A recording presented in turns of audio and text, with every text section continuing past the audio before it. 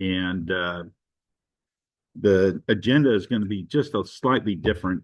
And maybe we could ask for somebody to modify the agenda and adopt that up front. As you notice, we're going to be doing the oath of office first. And we're doing the call to order. And if we can change things a little bit, since we have people here, let's do the official opening. And we've also moved the closed session towards, we're going to do the oath of office. And then we're going to do the superintendent's presentation and such. And then after we do all of our public stuff, then we're going to go into closed session afterwards. So can I get somebody to make a motion to that effect? I so move to change the agenda as presented by President Sullivan. Is there a second? All those in favor of amending the agenda, say aye. Aye. Any opposed, say nay. That motion carries 5-0 in favor. With that, the first thing I've done, since we're changed the order a little bit, we're going to begin with the official opening right now, since we have audience members here and they're going to be doing their presentation. I've invited Jonathan to lead us in the Pledge of Allegiance. Jonathan, the time is yours. Everybody please stand.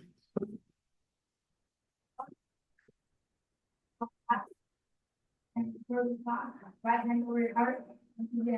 I pledge allegiance to the flag of the United States of America and to the republic for which it stands, one nation, under God, indivisible, with liberty and justice for all. Thank you, Jonathan. We have a few students that are going to be doing presentations a little bit later on in the agenda. With that, we're going to move on to the next part of the agenda. Ms. Dryden.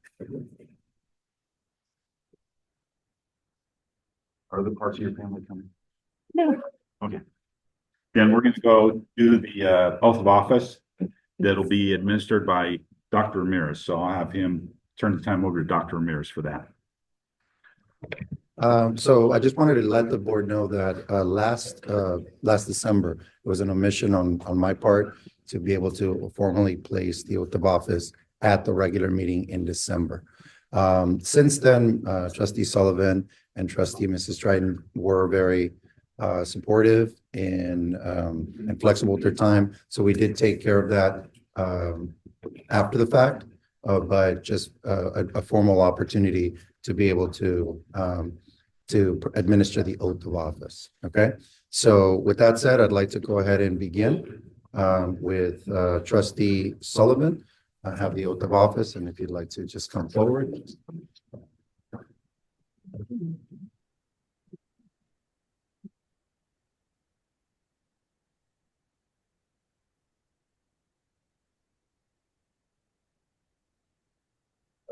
Good. Raise your right hand.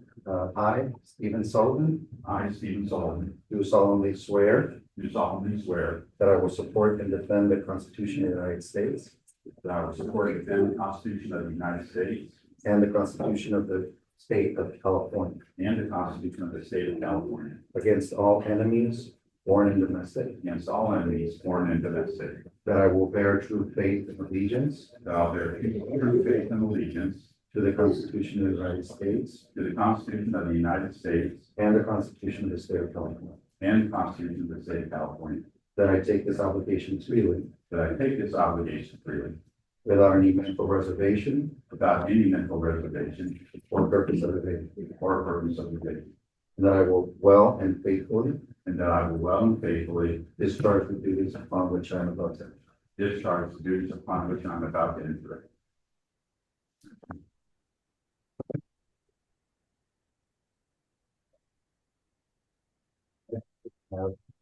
Dryden.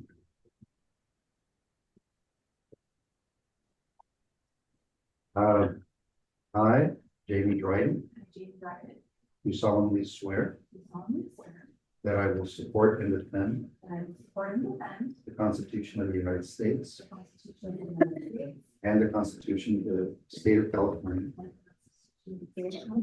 against all enemies, foreign and domestic, that I will bear true faith and allegiance to the Constitution of the United States and the Constitution of the State of California, that I take this obligation freely without any mental reservation or purpose of evasion, and that I will well and faithfully discharge the duties upon which I am about to.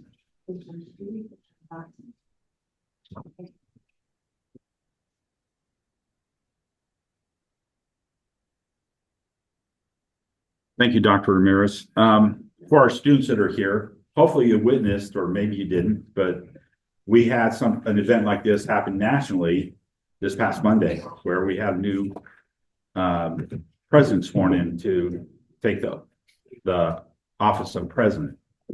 And with any elected office, and all of us up here are elected officials, and everybody has to take an oath of office before they begin doing their duties. Normally, we do this in our December meeting, as Dr. Ramirez stated, it was omitted.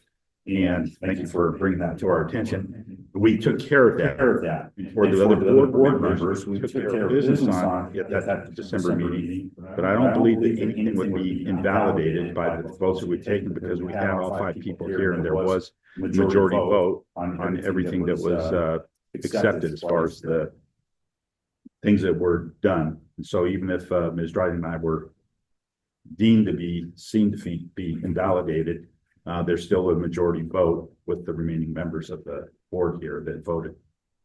Anyway, with that, we're going to continue on with the call to order and take roll. I myself am present. Ms. Hubb? Present. And Ms. Romero? Present. Dr. Canby? Ms. Dryden? Present. Dr. Ramirez? Present. Tammy Peterson has been noted as being absent. Correct. And Ms. Torres? Present. Okay. We've already adopted the agenda previous to this. And with that, I'm not going to go into closed session. We're going to go into the superintendent's report. Well, I'm sorry. We've done the official, done that minutes. Let's start with the adoption of the minutes. Can I get a motion to adopt the minutes from our last meeting? In a second? I'll second. All those in favor of approving the minutes from the last meeting, say aye. Aye. Any opposed, say nay. That carries 5-0 in favor. Are there any speaker cards for the audience to address the board? No. Hearing none, we'll move that on to next, which is the superintendent's report. And I'll turn the time over to Dr. Ramirez. Thank you, Board President, Mr. Sullivan. Just one note, as we transition from the oath of office and obviously a new calendar here, just my appreciation for all of you as volunteers and really trustees for this district and for this institution. And thank you especially to Mr. Sullivan and Mrs. Dryden for another term. And that what we hope is going to be another full term. But that would be wonderful, because I think that the leadership, you two, just to single you both out, has been exceptional and has been very, very well noted. So thank you both, and congratulations again on your appointment. Moving into superintendent's report, I'll go ahead and table my particular report, but I wanted to bring forward a couple of 4 students, but we'll bring them up in order. Last December, the last couple of years, we have provided opportunities for our kids to report to the board directly on their experiences coming from our overnight camps, our educational camps in both 6th and 7th grade. So with that said, I believe everybody is here. So let me go ahead and start with 6th grade, who will be reporting on our Pali Institute. And we're going to ask, we have 2 students, Carly Gonzalez and Emmy Hamlin, who are going to present on behalf of their class. So Carly and Emmy, if you'd like to come forward, thank you. And let's give them a big round of applause for being here with us.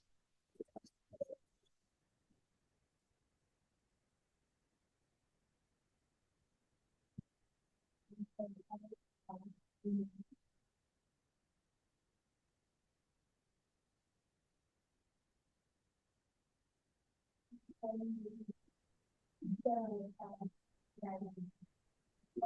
was very nice.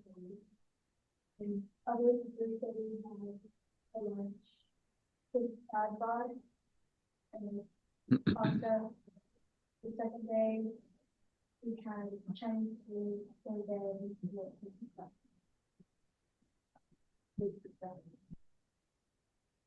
And there was,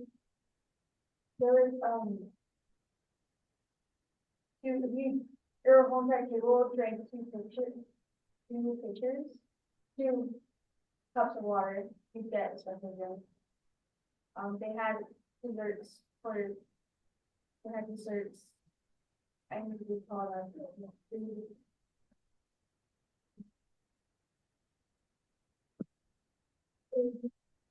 It was really fun there, like, it was really enjoyable. It wasn't just like going, get out, they had like leftovers. It would be fun, there was music, there was some playing on the TV, and very fun time, enjoyable time. Exactly. Some of the activities, there's really fun, that we then have the conference to navigate. And we have to do, of course, with something on daily, and it's all super fun, and I think everybody who has that great, really enjoyed it. They had us all groups in cabins. There were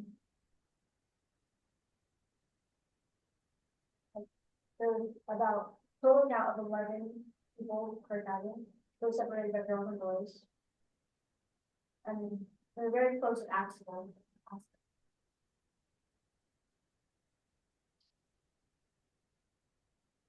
Thank you very much. Welcome to the five ceremonies that we call them. And giving us feel very, very safe in the environment, and we have like a lot of fun.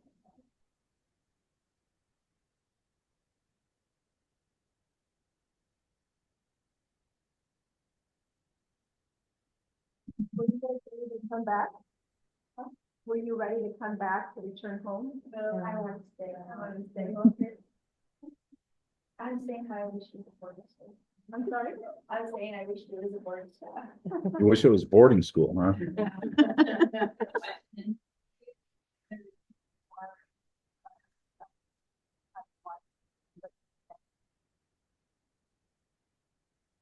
Always go to court. Like, don't come to the court and do the thing. If they never knew about it, I'm scared or that can go something. Is that high off the ground? To college for the trip. So they had code names for the counselors. What was your favorite code name? Not your favorite counselor, but favorite code name.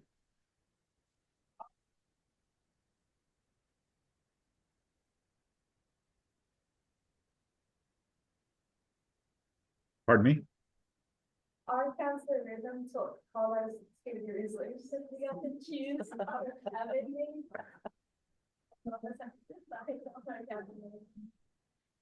Okay.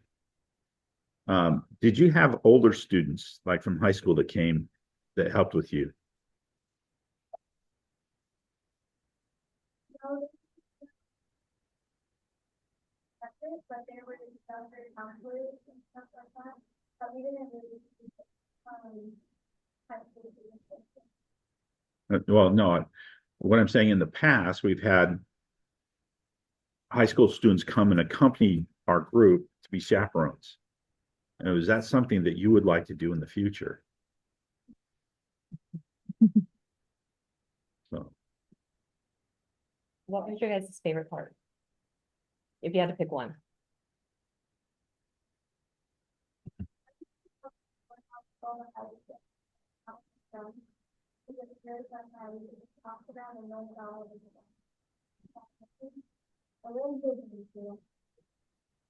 No, I always hear great things about Crowley, and nothing but positive comments But is there something that you would not like? Or think they could do that? There's something that they can put together that comes to my mind, I feel like it was amazing. If you wanted to stay there, I'd have enough more time, right? And that would- So couldn't they maybe extend the time? Thank you so much. Do you think this is something that the board should approve for the fifth graders now for next year? Should we do this again? Definitely yes. Okay, just checking. Okay. Thank you so much.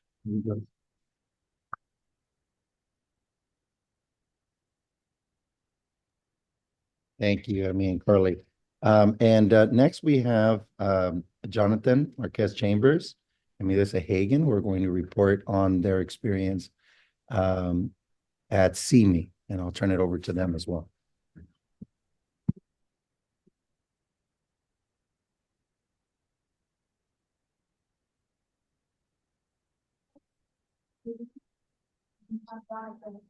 When I was in middle school, one thing that I was looking forward to going to from Catalina Island, I was going to. I just wanted to say that it was probably one of the best memories I've had from our intern, and I'll definitely remember it forever. Catalina is so fun, and plus you have a lot of things to learn, a lot of things that we can do.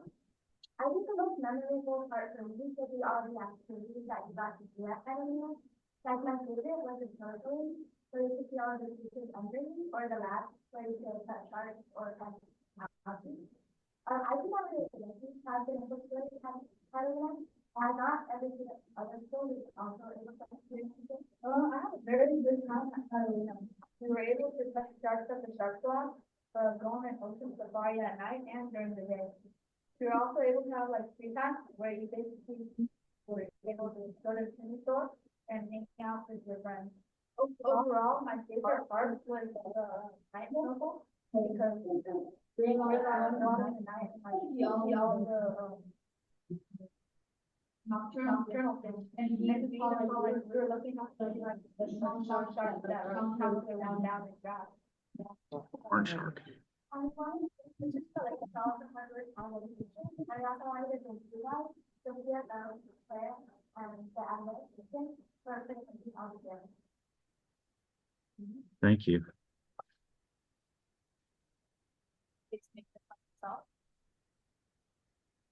The PowerPoint. So what made you choose that bottom right picture? What is it showing us? I don't know, there's like a lot of different things that we, like they initially bring up like the camera, and so it's like a lot of different things. So did somebody take that picture? Yeah. Yeah, they pitched Sea lions? shared on one camera. And they told me I think what we're seeing their lions. most memorable experiences were. And I went through the 1,200 pictures and found the pictures that best represented them and described what experience they wanted to share with you. Jonathan is definitely talking a lot about sharks. Yeah, So when so I looked at that image, I was thinking, ooh, that sharks. that was from Shark Lab. Do you remember that? If you looked up in Shark Lab, the one where it shows the two sort of shadows on the right. You remember what that was? What did that represent?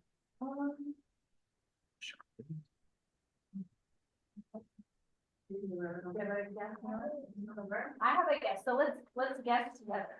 So what does the one on the left look like? I think the exact same thing. What about the one on the right? What do we think the right one looks like? Is it a total surfer picture? Is it surfer? Sea lion. Looks like something, right? So if I'm a shark, am I gonna know the difference between a surfer and a sea lion or a seal? No, that's what they eat. But you got like to touch like the sharks like they keep alive.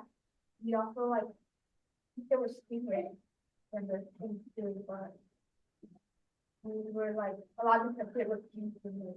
Did you touch it? Did you touch it? No, it kept going away from me. What's it feel like? Well, it is kind of like scaly, but like rough. It's rough like sandpaper, huh?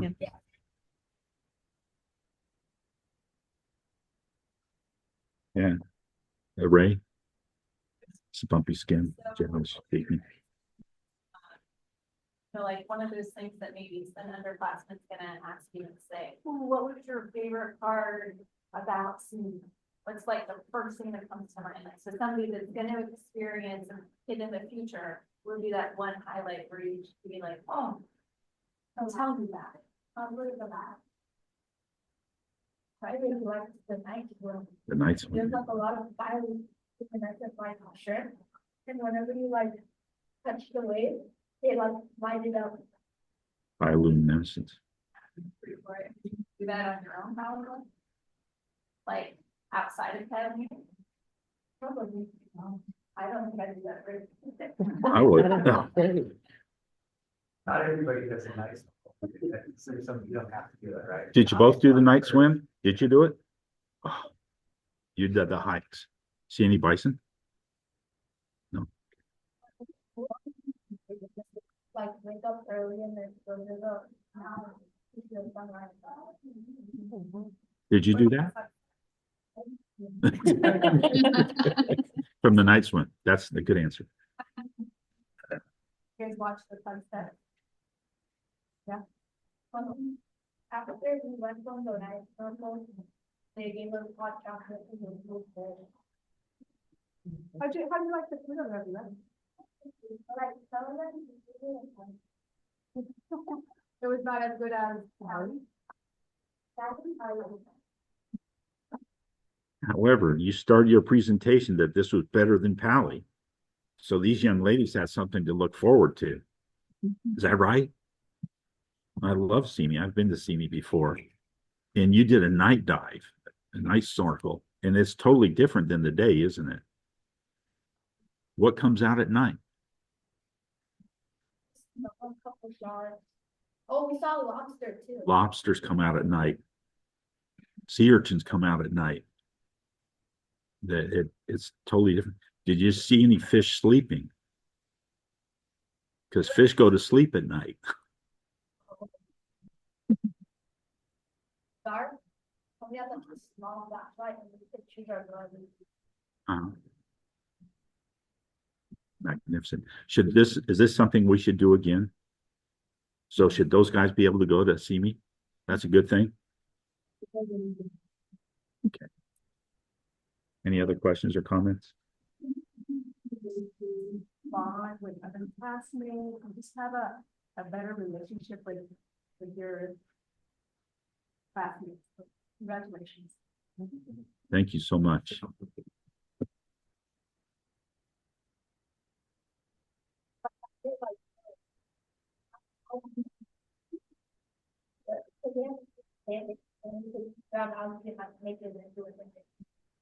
I try to make some snakes coming out of a cave, but I put the algae on before. I know what, so I could color it with crayon. Fun. Thank you so much. All right. Thank you so much. And just to conclude this piece, first of all, thank you, all four of you. Thank you so much for being here. Parents, thank you so much for being here, for being our partners, not just over this experience, but just for so many years. And, you know, the board has represented past experiences, future experiences, hopefully, and that this continues as it has for so many years. But even looking at the kids here, the four of them, they are siblings of other kids who've gone in the past or who may go in the near future, right? So we just want to know that that's a tradition that has been longstanding here at Mesa that we want to see continue. So just as we conclude this part of the presentation, I want to thank the parents for entrusting us with their kids, Mrs. Spillane for being at the helm of that, Mrs. Davis, and so many other teachers and staff, Mrs. Klinsky, who have just been very supportive and have been just equal partners with us as a district and as a school in making sure that our kids have a really great experience outside of campus and outside in the community. So thank you all for being here. You're more than welcome to stay. Most people don't, but you know, if you'd like to, we will welcome you here no matter what. And thank you so much for being here. Thank you.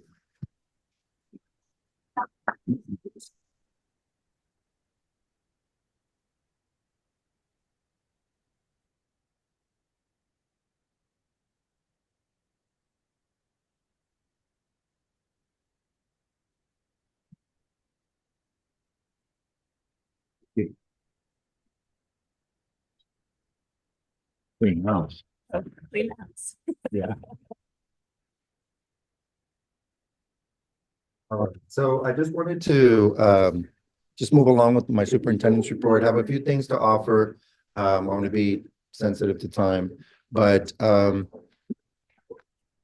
starting with just wanted to give an acknowledgement here as we close out the year. The holidays are always fun, many events that happen, and I just want to highlight two.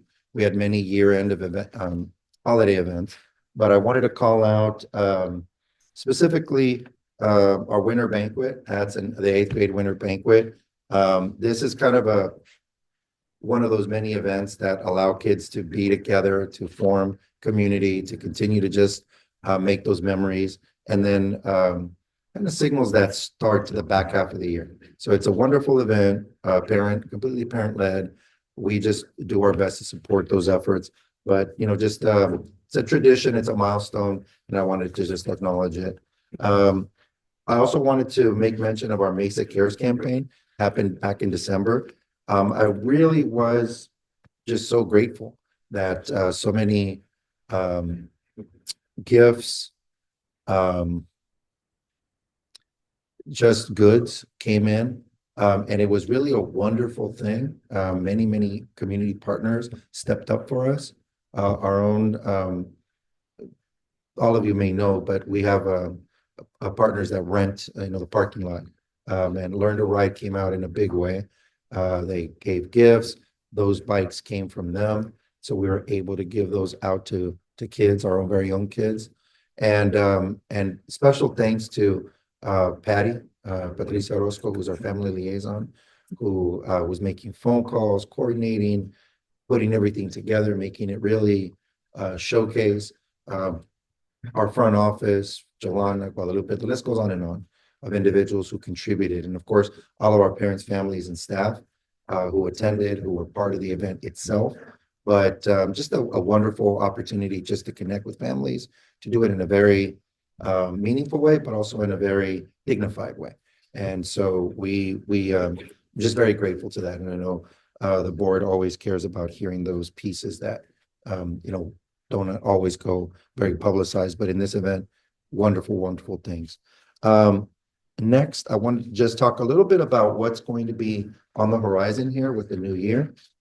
So just in December, I'll start with something pertaining more directly to our learning outcomes.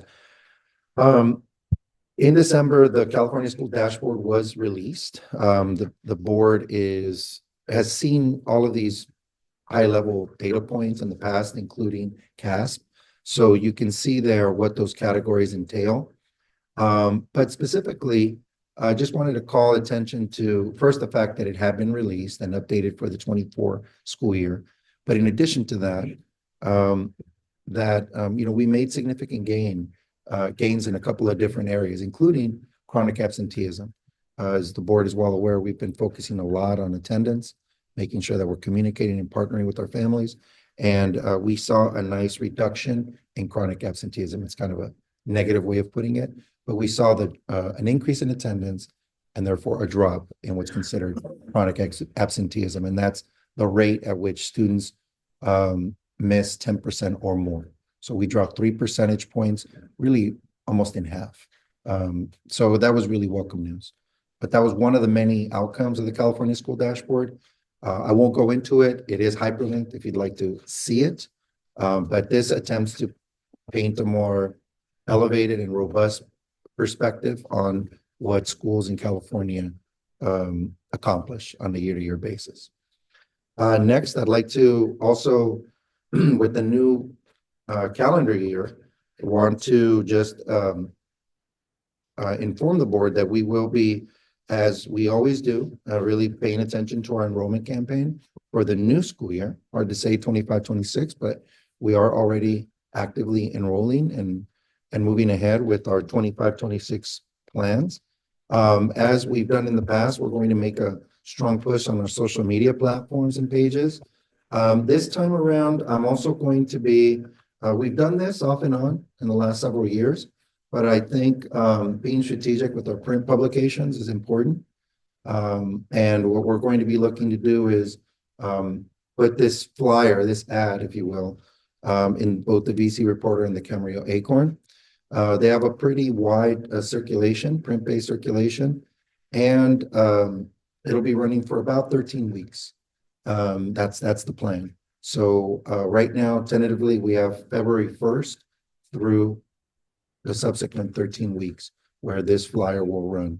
And it's just our effort to outreach to communities that may not know about Mesa or may just want to consider what we have to offer. Along with that, there are a number of events. So if you'd like to go to the next one. We have school tours that are happening and have been happening throughout the latter part of the school year. We will have forthcoming our middle school family showcase.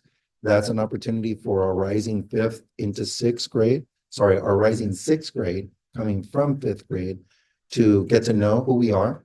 They get to experience or start to understand what that transition entails. Several of you, as I look at all of you as in your parent role, understand, that transition both into middle school and ultimately into high school, of course. But this is an opportunity to reintroduce ourselves to our fifth grade families and to also welcome some additional families who may be planning to make Mesa a destination or who may be considering it. Similarly, we have our TKK Tiger Cup Family Night you see there, and that is for our youngest enrolling students or prospective families.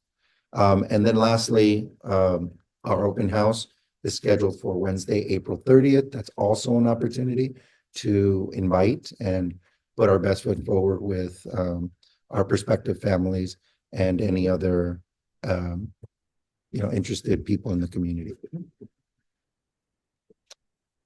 Moving on, wanted to just make mention of some updates to facilities and operations. Very excited. Our pilot classrooms were installed on Monday, so just yesterday. We'd been in the works for months, and we were able to put them together, bring everything together. So the installation happened in 3 of our classrooms. This was specific to teacher student desks and chairs. Already, we've got some really excited kiddos. They were looking forward to it and the communication with their teachers. They made the transition from their end very easy. And then we were very fortunate to have our own staff and BKM staff be able to put everything in its proper place to start off the day today. Special thanks to Mr. Puga, who spent time over the weekend helping us for sure.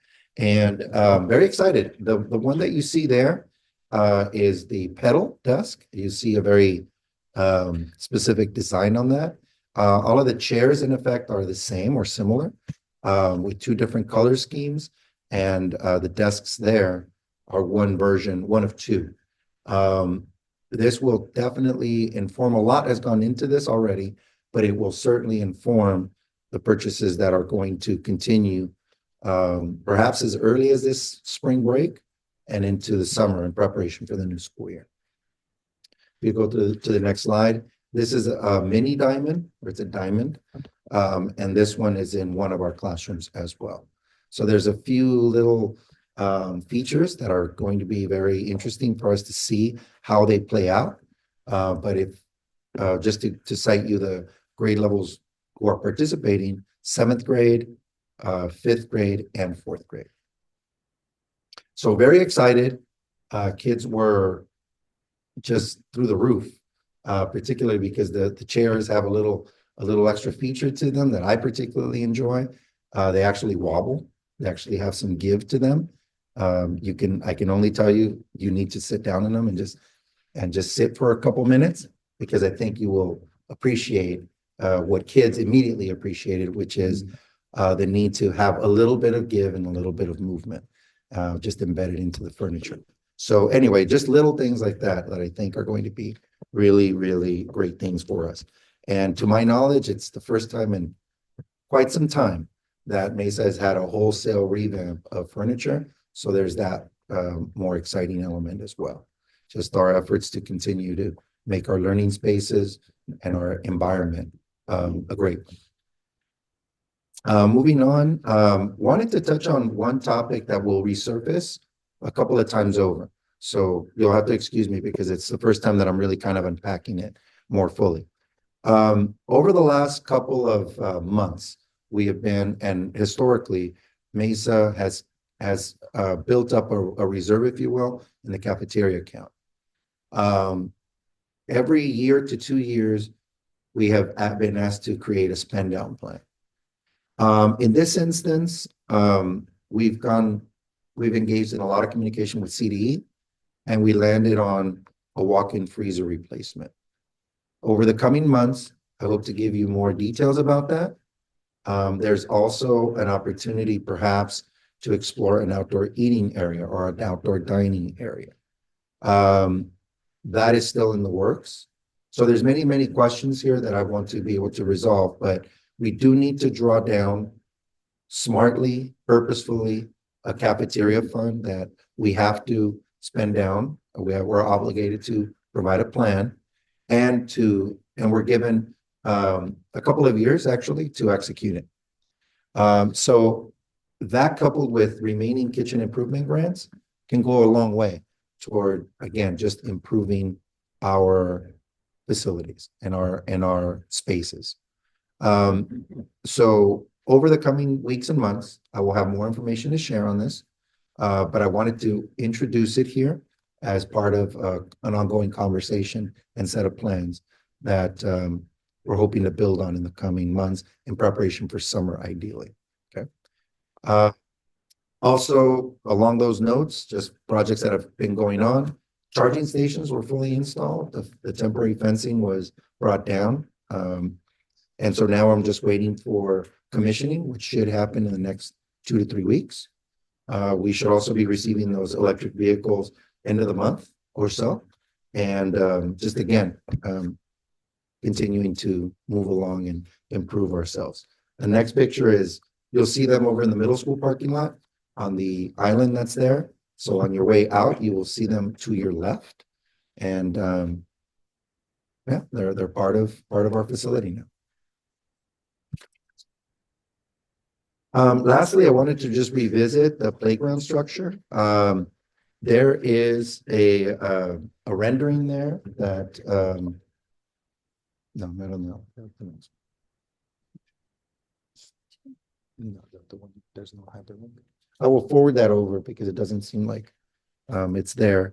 But those are ongoing discussions. I just got a rendering just today, so forward it along to the board. We continue to explore ways of making this project really viable, 1. 2, to making it as cost effective as we can. And 3, to really make it a meaningful project that everybody can be proud of. So I will update that and send it along to the board so that you can see it's more or less of an update and a bit of a mix of the 2 prior renderings that you saw. We are also separately working with a contractor to be able to take the groundwork and the construction out of the contract, perhaps with Play and Park, in order to find a more cost-effective way of getting this project completed. That appears to be very favorable. The idea is to come in at a budget at or below the 400,000 mark, just in response to some estimates that had been shared with the board previously. So right now, the idea would be to continue to audit the existing location. We have already done our due diligence around plumbing and sewer lines and septic systems. And we might be ready to gather a little bit more input from the community. But the idea would be that we have a rendering to visualize, what things could look like. Right? So very excited about that. I view this as most likely a summer project, that we're trying to get everything in line to get to early, so that we have everything from contractor to scope of work to timeline already pinned down and laid out. Okay, and then finally attendance, you see there in our figures, we did take a slight dip in December. But you know, we hope to rebound for sure. And I wanted to make note that some changes have occurred to the independent study process that will allow us to be able to work a little differently with families. And so I'll be able to share that more, and I think it will be more beneficial to us when it comes to a reflection of our attendance. So just to conclude, you see our upcoming events, not an exhaustive list, but certainly one that has quite a few highlight and milestone events, including this Friday's school spelling bee, which we're very excited about, and Q2 awards assemblies coming up at the early part of February, and so on down the list. And then since Mrs. Spillane is here, want to also highlight Science Fair. That'll be a nice collab with our after school program, where they're going to be really making that a staple of what they do and how they use their time to be able to support students, not just in middle school, but also starting to provide some exposure to other grade levels as well.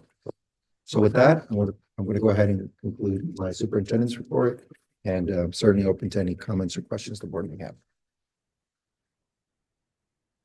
Thank you, Dr. Ramirez. Are there any comments or questions? Questions with regards to the play and park vendor for the playground. Have we looked into other vendors that may have competitive, better prices than this one that we've been talking with? We have, and part of the reason that we went with them is because they are direct manufacturer. Other vendors they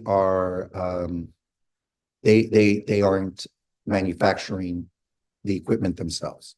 They are working with other manufacturers to try to secure pricing.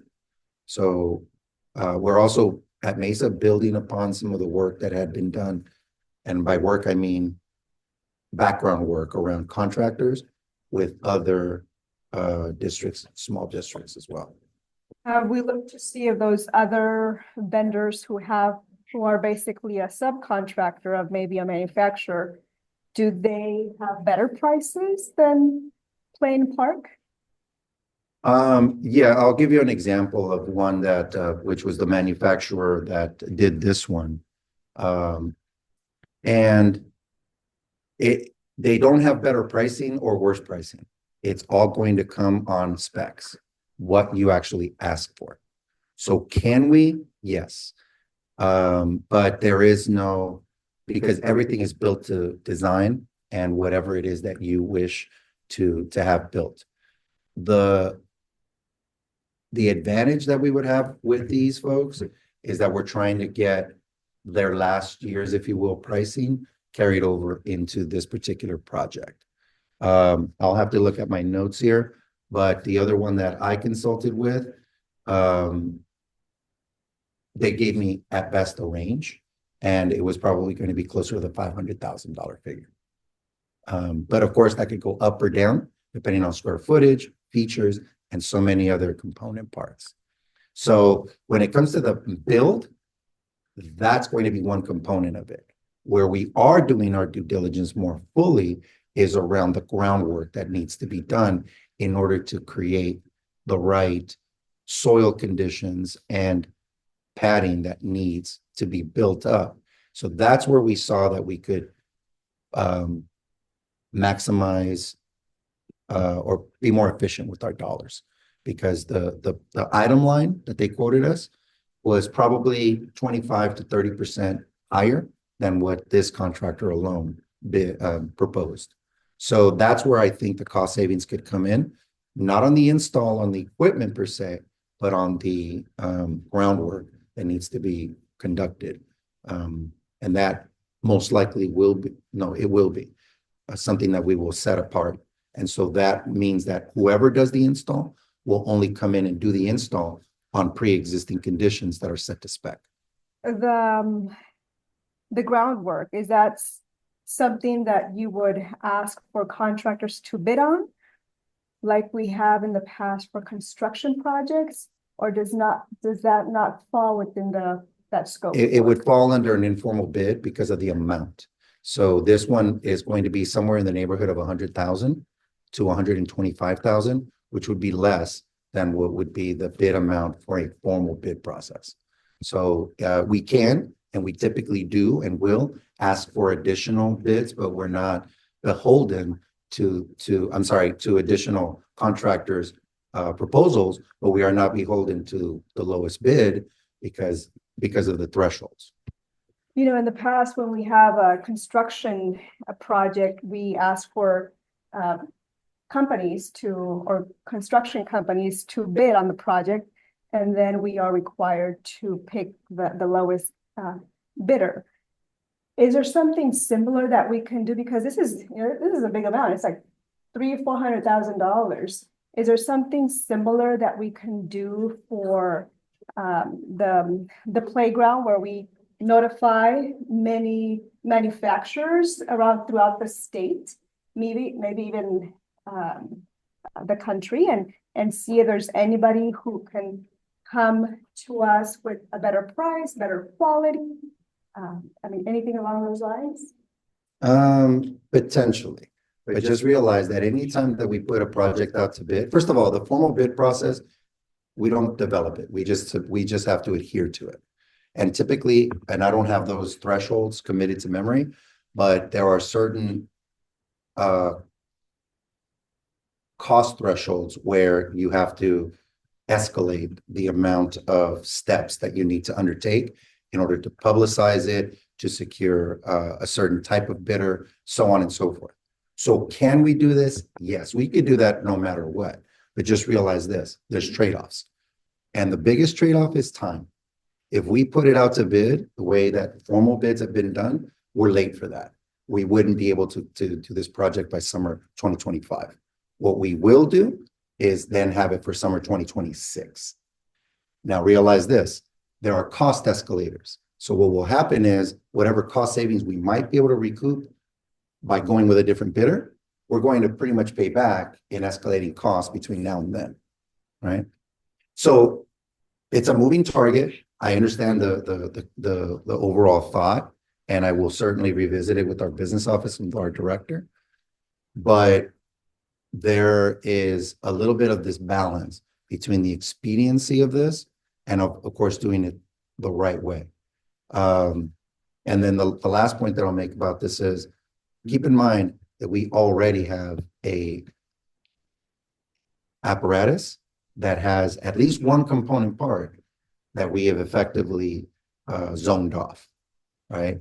So whether other component parts will fail between now and whenever the demolition occurs, whether it's in 6 months, 18 months, 24 months, or whatever timeline, that I can't tell you.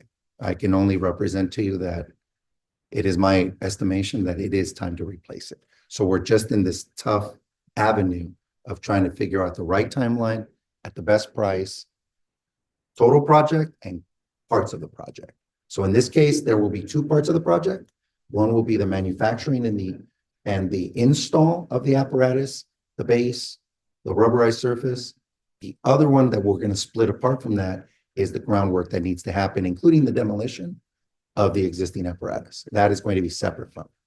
You know, it sounds like you're more towards not having it go out to bid and just going with, say, Plain Park.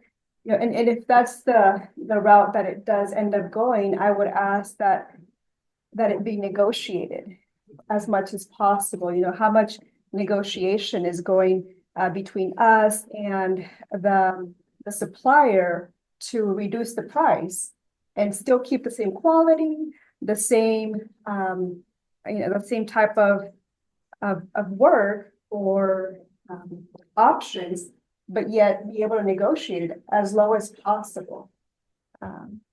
Yes, a lot of that is based on what features you want. So already that's and when you see the spec, sorry, the updated rendering, you'll see a few design changes. It has to do with basically three components. One is the square footage of the apparatus itself and the square footage of the zone, right? The entire play zone. Right. Second thing is going to be what features are within that. And then thirdly, what add-ons beyond that. So those are all things that are negotiable and that we can work through. When I say negotiate, I mean like just bringing down the price as much as possible. Keep what we want, but bring down the price. That's what I want. Yes, ma'am. We're of like mind on that. I was going to chime in about the playground. Sounds like financials are covered. I thought you had said something that this company had also had local installs. So I know we saw renderings of other schools, but I don't remember if it was Locker Park or there was some nearby playgrounds that we could potentially check out or maybe even go with to our kids or just hang out, not like a creepy adult, but for the weekend and kind of just watch kids play at the playground. Yes. So if you did have that list of just local parks or schools that had this company, I think that would be something that I know I'm interested in. So I Yes, think it'd be I nice have to them. share. I have them and I will forward them along to the I board. think you're right. Locker Park was one of them. Miss Tammy, she mentioned that there was another school, two other schools, but Locker Park was one of them where that equipment is in place. So we can go personally and check Like, out the see quality of how- what's there. See the quality, and then, especially if we could see like how it ages, what's popular, what's not popular, because we're making decisions and all the pricing is based on Components. literally what we've installed. So we can make some good decisions on what's the priority items, and that's where we invest our money. The things that we don't see kids playing with or that our kids try to play with and like we Right. should, bring those comments back to Dr. That's a good Ramirez. idea. Mhm. Yes, yes, I have those and I will forward those along by the end of this week, if not sooner. Well, another comment I was just going to make, I was looking at the dashboard right now and just comparing some other local schools. And while there are things that we could definitely improve on and things that we did improve on, I definitely think we're aligned with local schools, at least the few that I was looking up. So while there still are things I definitely want to improve, like our math score, I think we're fitting right in with our other local schools and the other categories. Yeah, I mean, ultimately, all of these are indicators and they're important ones. These are reported on annually. Certainly we're working hard to try to make those come together.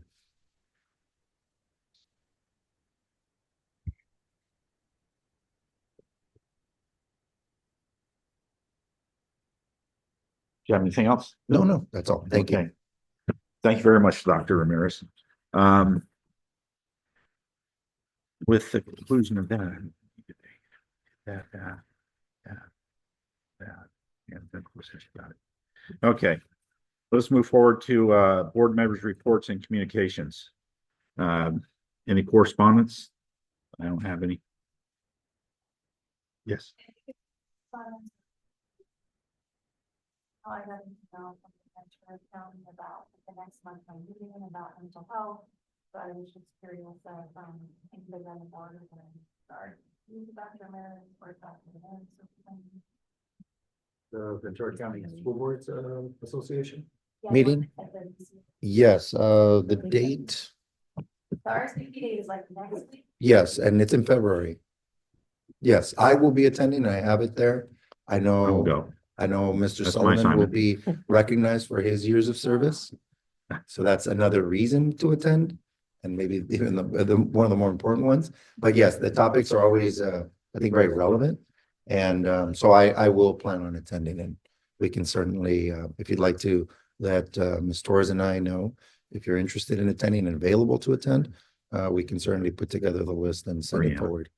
What date is that again? Yes. Say that again? February. Let me double check on my calendar. Third? Hold on just a moment. How many years, Mr. Sullivan? 25? No, I have completed 20. 20. I'm beginning my It will Next be February 3rd, Monday, February 3rd. I want to say it's 4 to 5 o'clock as the start time. I think 5 o'clock might be the start time. Yeah, usually we have our other meetings, but there was not going to be any. Yeah, but it will be February 3rd and it is 6 PM, sorry.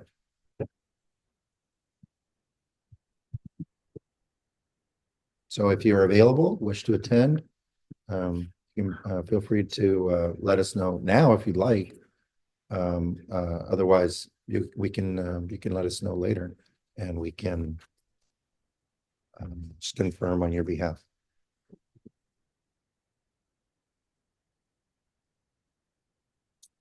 Any other correspondence or reports, communications, interests and or concerns? You know, a couple weekends ago, our mock trial team had a scrimmage at the Santa Barbara County Superior Court, a beautiful courthouse.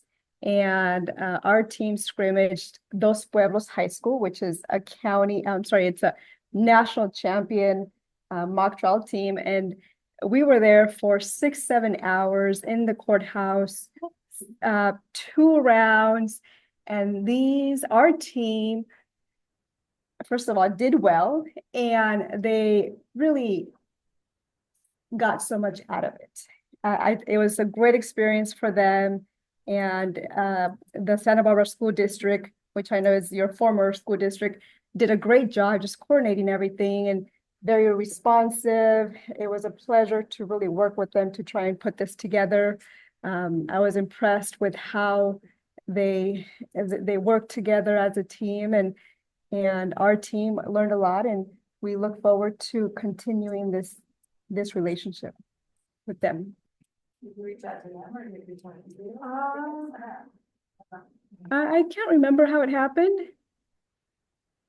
I think it was an email back and forth between us and them. Yeah. That's fantastic.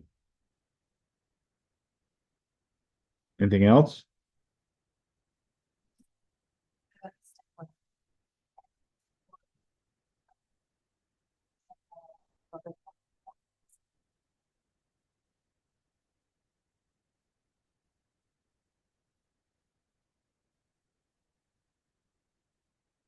Do we have a rocket scientist coming on Friday to Miss Spillane's classroom?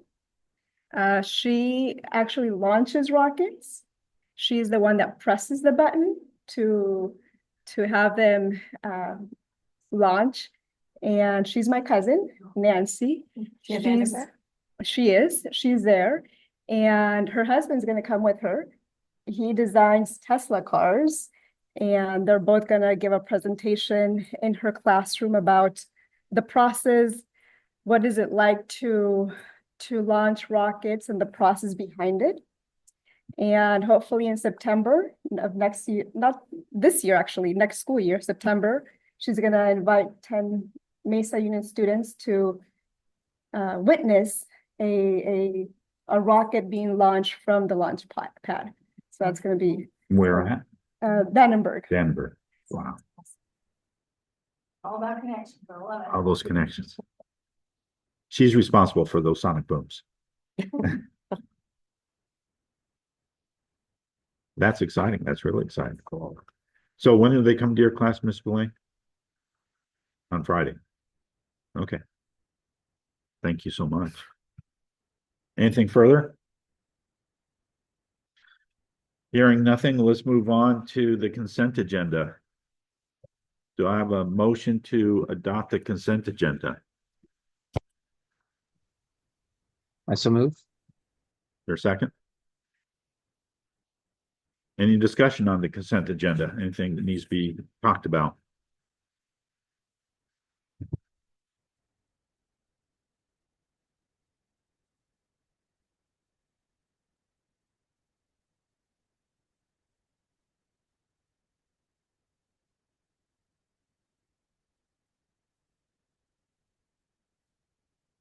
Hearing none, all those in favor of adopting the consent agenda as it is, say aye.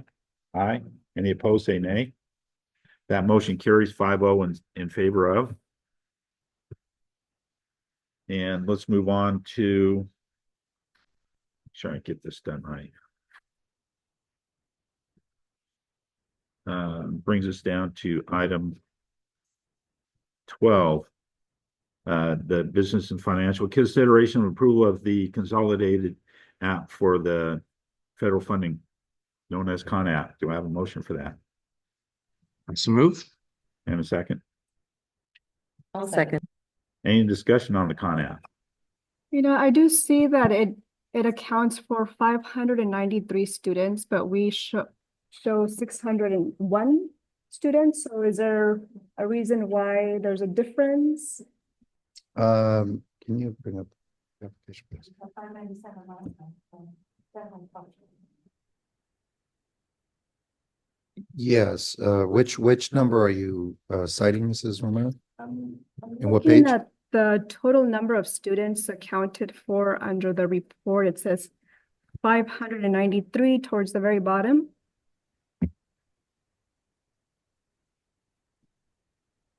Right there.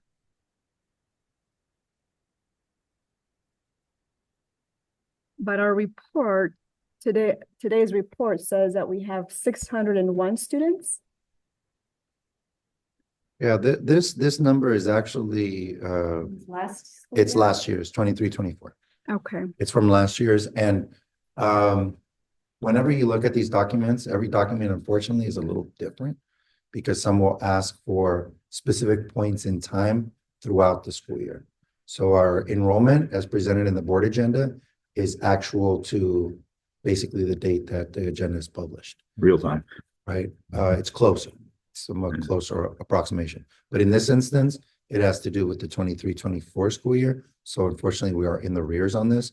And typically in federal reporting, we tend to be because they always tend to lag about a year behind or so. So that would help explain the discrepancy. The money that we get from this entity, does it go to the general fund or separate funding? That's a good question. This is considered a restricted fund because they're federal funds. And the ones that they're identified there, 1, 2, and 4.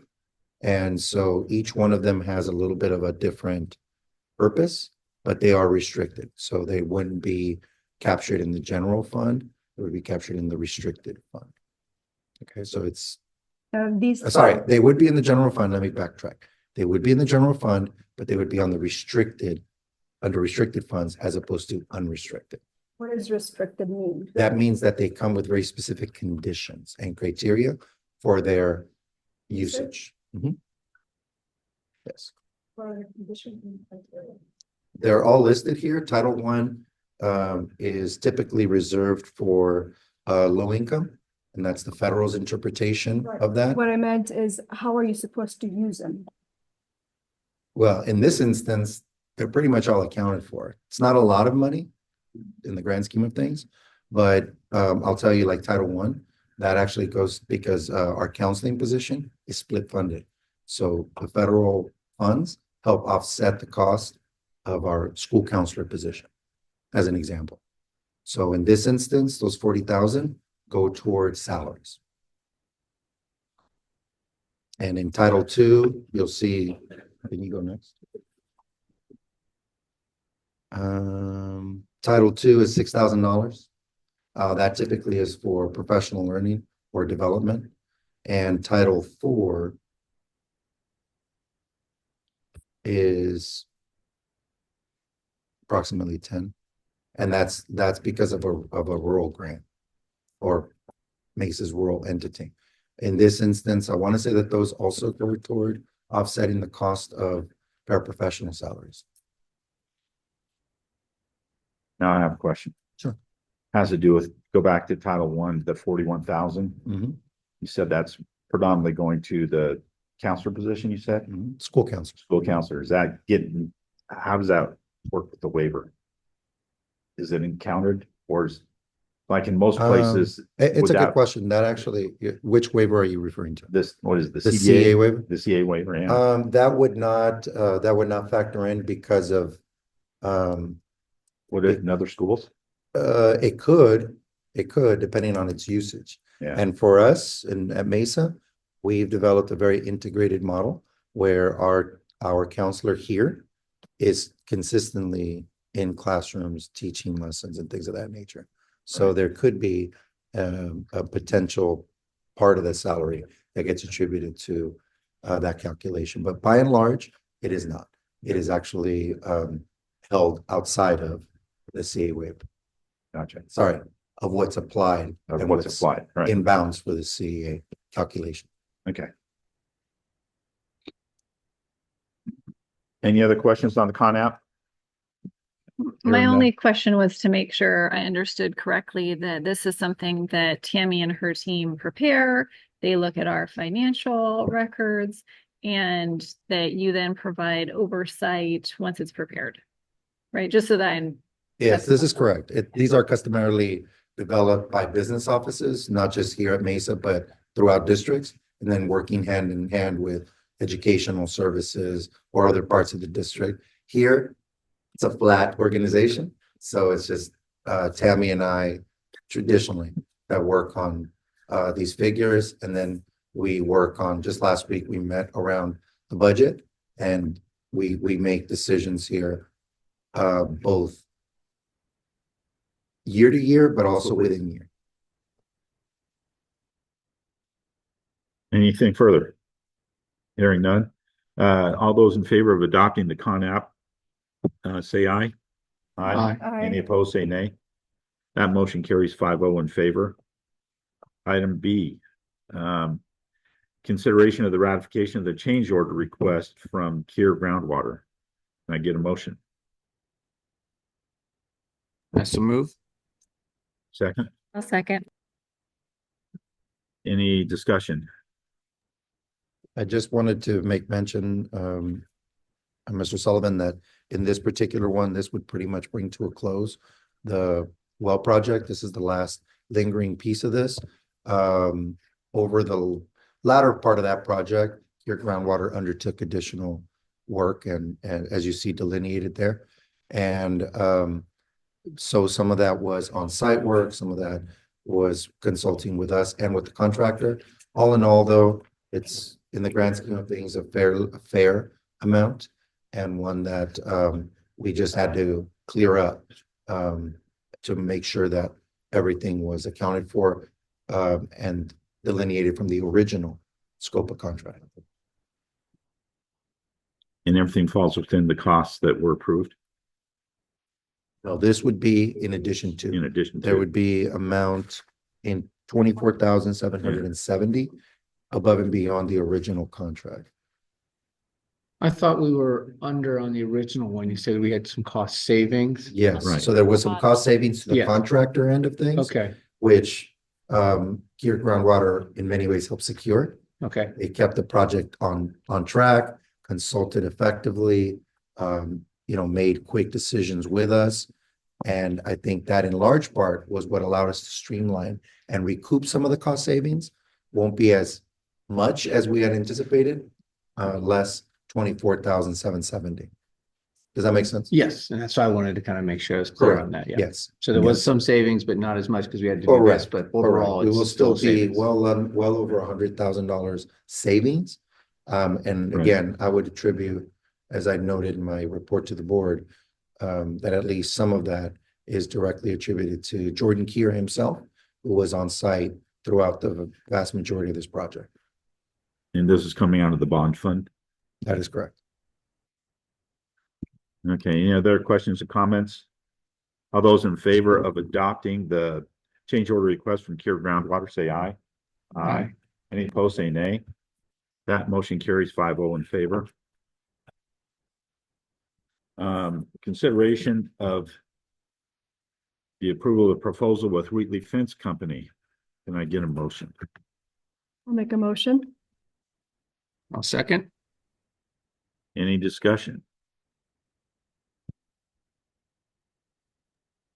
This is just repairing throughout the campus, various different spots. So yeah, it was just some That kind is of, correct. This is routine maintenance. There are some fences that are falling into disrepair that we want to reinforce and or replace. And that's really what this entails. And you see that there are certain components delineated within the proposal. Right. This work has not been undertaken, so this would be an approval for a timeline to be determined.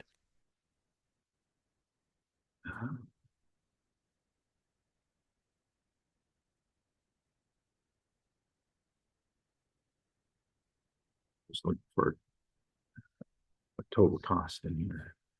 Total cost is 12,083.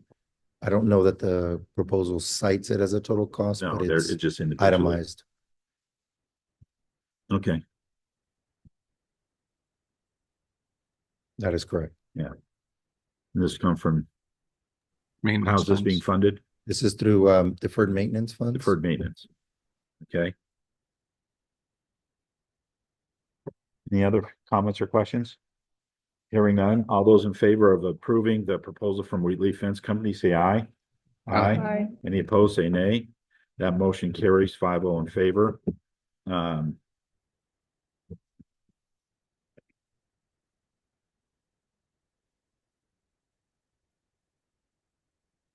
Okay, item D, consideration of the ratification of the invoices. I'm gonna couple both these together.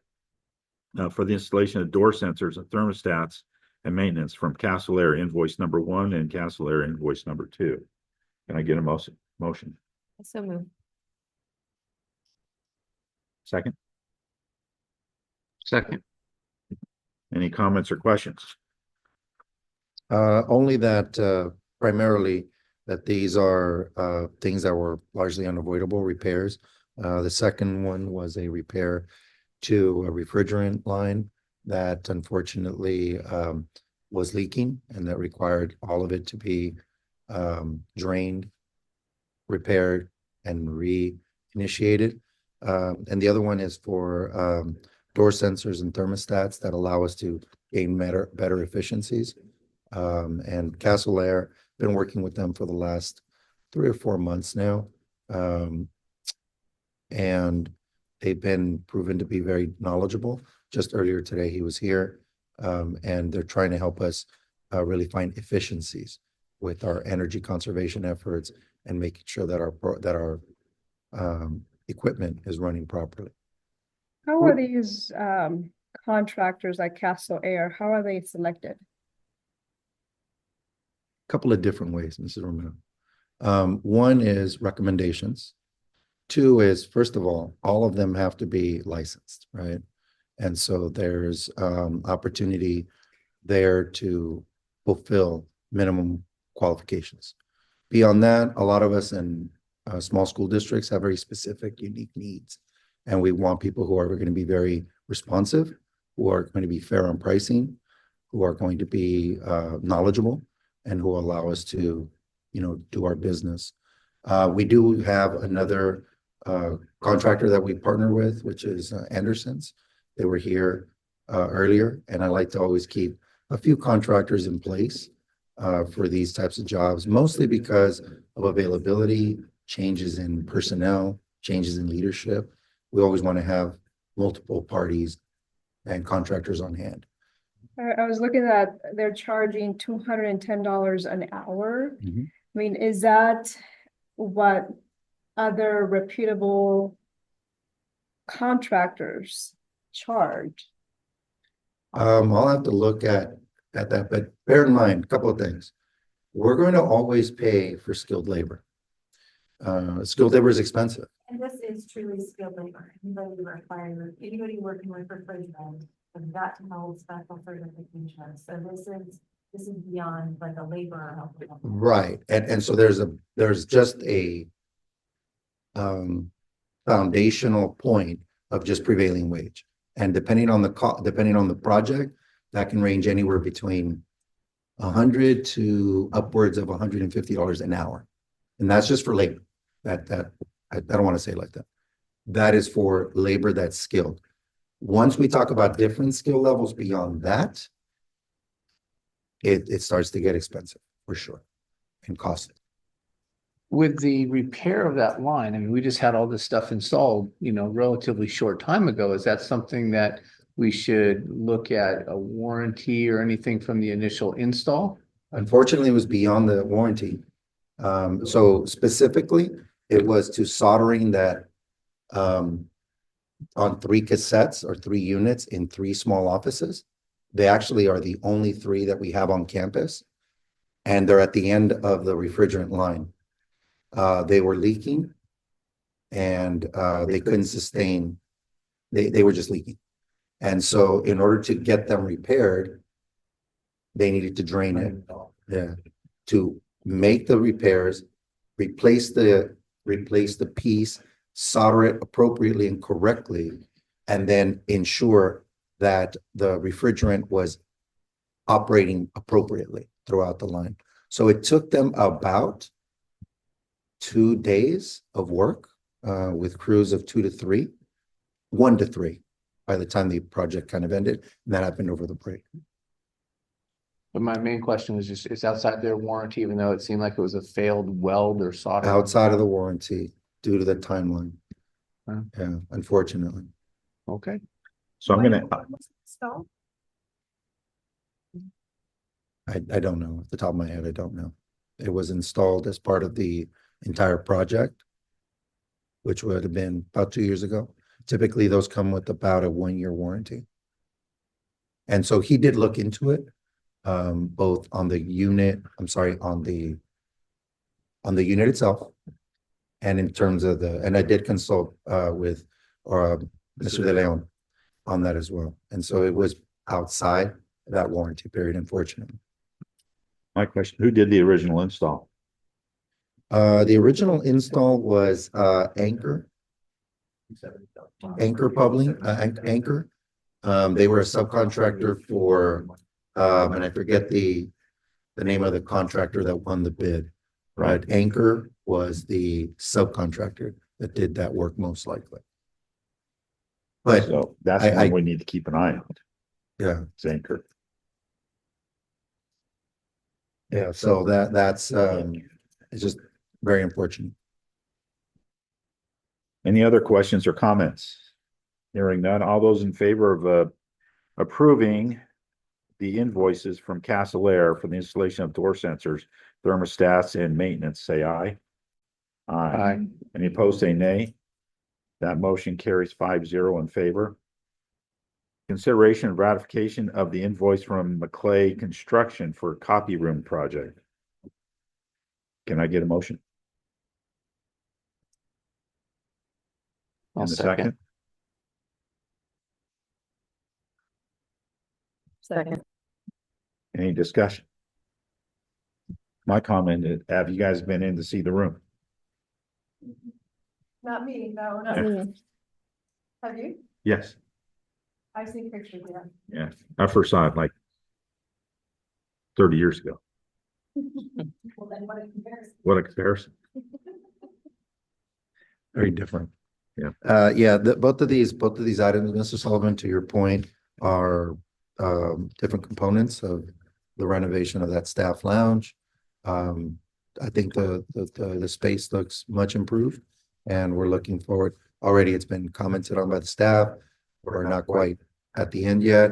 We've got a few pieces of furnishing and such, but as far as the construction is concerned, we're getting to the tail end of this one. And it needed to be staggered and phased, mostly because it's a working space, and we needed to work around whether it be weekends, evenings, off times, things of that nature. So that's why it's coming to you in parts and phases. My only comment is, I know, as you say, we do this in phases, and I know it looks good. It just seems like every one of these things, it seems like this project has become quite an expensive undertaking for the total cost of everything. And I know it needs to be done, but I think sometimes when you look at it in small little chunks, you realize you kind of lose the big picture. I think we're $150,000 or something into it. We're north of 100,000. Yeah. And that's and it's a fair point. And I will say this. And it's important to keep this part in mind. Some of these buildings have been around for a long time.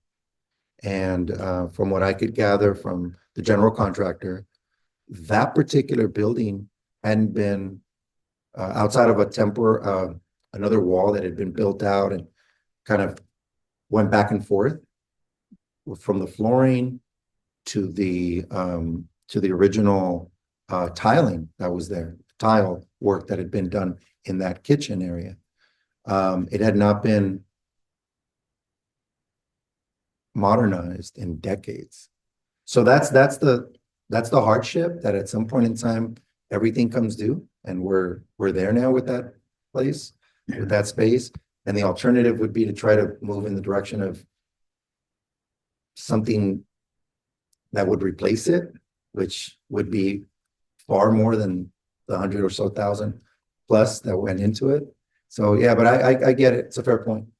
I'm just bringing up a point. Yeah, that's a fair point. I think Appreciate right you now, saying it's the oldest building on campus.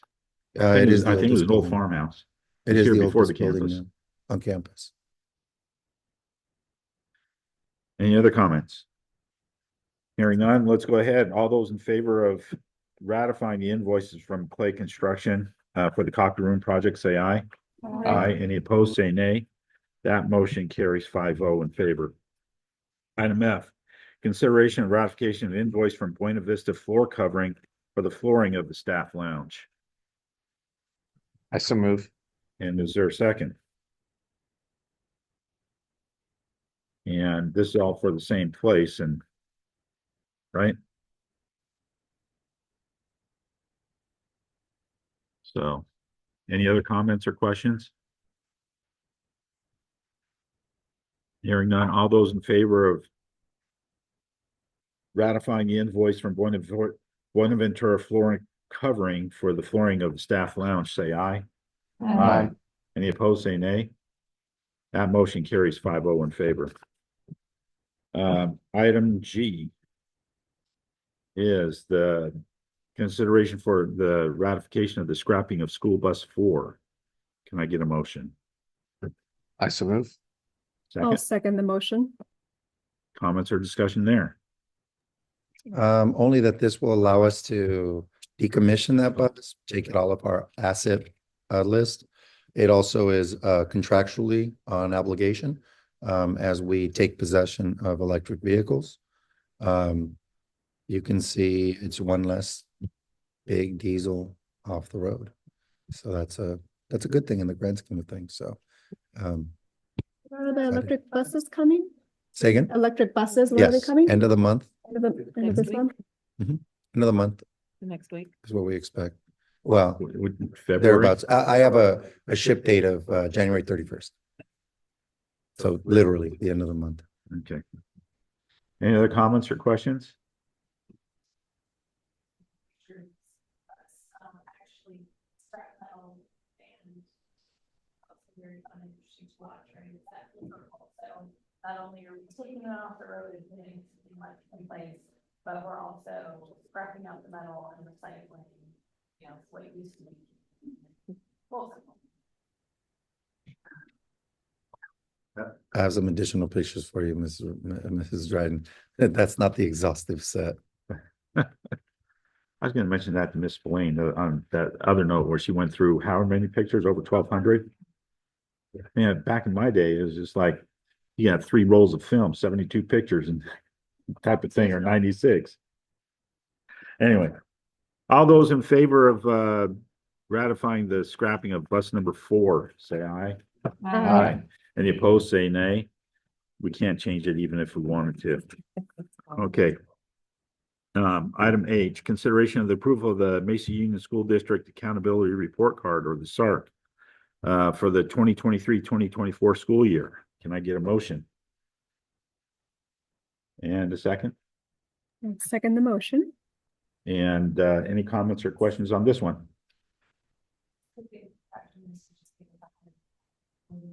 Yeah, this is a federal standard or a federal mandate that all districts in California must with which it must comply. They must comply. So the School Accountability Report Card effectively provides a high-level overview of a variety of the different components of a school, whether it's enrollment, achievement, demographics, so on and so forth. And the challenge with this one is that it's always in the rears. It's all this report is coming now for last year's, and a lot of the data just became widely published very recently, right? With the dashboard, as I mentioned before. So in effect, it's a snapshot, but it really fulfills a federal standard, which is why California has it in place. Did we ever have that discussion about CASP and the results and how we're doing? Yes, at the beginning of the year, we had it, and we'll be having another one here coming up next month around more localized data, because we'll be providing another statutory requirement, which is a mid-year LCAP report. That'll be coming up to the board in the coming board meeting. Any other questions or comments? Hearing none, all those in favor of approving the Mesa Union School District Accountability Report Card, say aye. Aye. Any opposed, say nay. That motion carries 5-0 in favor. Item I, consideration of the acceptance of the quarterly report on the Williams Uniform Complaints Act. I so move. In a second, Second. comments or questions? No complaints. Anything else? Hearing none, all those in favor of accepting the quarterly report on the Williams Uniform Complaints, say aye. Aye. Any opposed, say nay. That motion carries 5-0 in favor. Item J is a point of information. We pulled this from the December meeting, but first read for the December 2024 board policy and revisions. This first read. Before we do that, any thing in particular you'd like to? Oh, that's just point of information. Anything we should be to take note between now and the coming month, that there are a few specific board policies or admin regulations that have options. So I invite the like board AR to take a look at 3100 those. Correct. and one being removed. So anyway, that's item J. K. Consideration of approval of the field trip request to the Rubicon Theater for the 8th grade drama students. I so move. I'll second the motion. Any discussions? I'm Just I just like to offer up some context. Mrs. Wagner has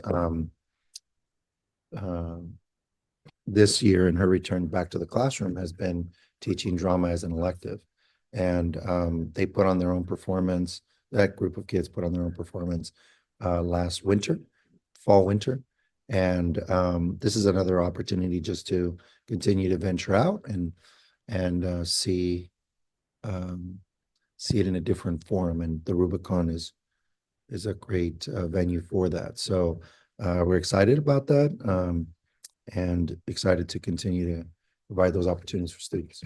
And how's this being funded? This is being funded through district funds. District funds. I'm looking forward to it. I'm going to attend. It's Comedy of Errors. It's a modern Right. Shakespeare play. It's a traveling troupe from New York that is coming to the Rubicon to perform. And it's specifically gonna be only for students. So there's only 2 schools attending, Mesa Union and Ventura High School. And after the play is over, there's gonna be a talk back between the cast and the students. So I think it's gonna be a great opportunity for them to know a little bit more about what it takes to be involved in these plays. So Sounds exciting. And I'm grateful for our teachers that are looking for these opportunities Mhm. and taking advantage of them.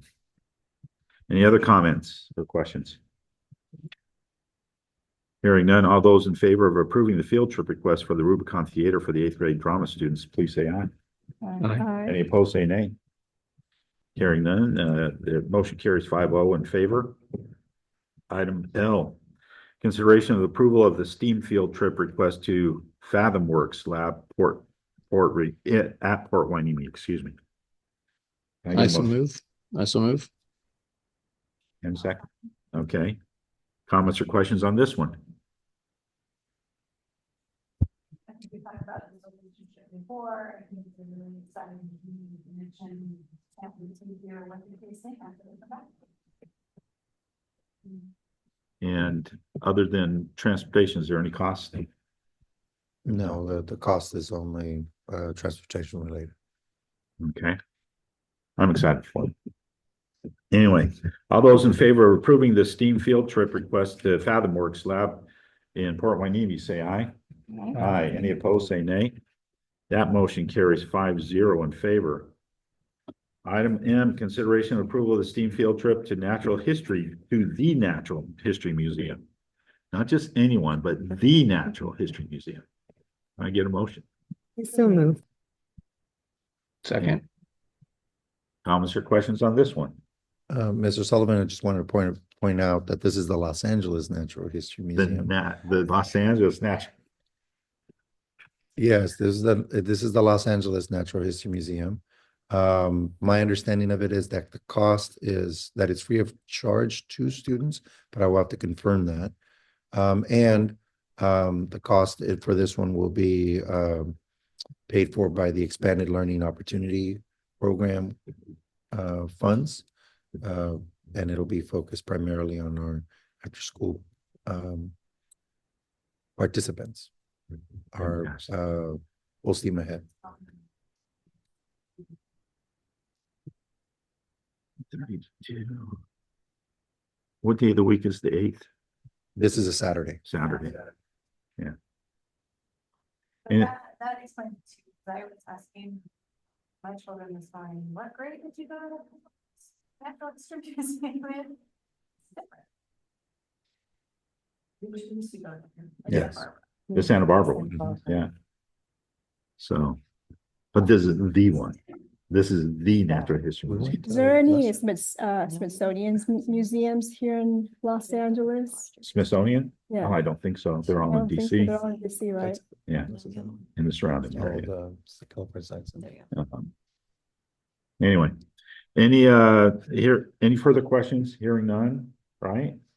All those in favor of approving the field trip to the Natural History Museum in Los Angeles, say aye. Aye. Any opposed, say nay. That motion carries 5-0 in favor. As before we move on, I'm just going to say that I expect to hear reports back on all of these field trips upon their conclusion, like we did tonight. Sure. Item N, is that where we're at? Yes. Human Resources, consideration of approval of the leave of absence for employee number 51. Can I get a motion? And a second? Second. It's been moved and seconded. Any comments or questions? Hearing none. All those in favor of approving the leave of absence for employee number 51, say aye. Aye. Aye. Any opposed, say nay. That one carries 5-0 in favor. And it brings us down to item 13. Items for future consideration will be board policies, the LCAP, which will include, what was it you were asking for? CASP. Local CASP. More detailed CASP.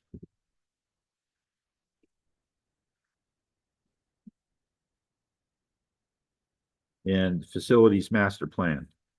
Our next meeting will be Tuesday, February the 18th at 6 p.m. And the one following that will be March 10th. There's nothing else, then we'll actually we're going to adjourn this meeting to go to closed session. And so the open meeting, the public meeting will close at 7:39. We'll adjourn to closed session and we'll report after that. Thank you very much.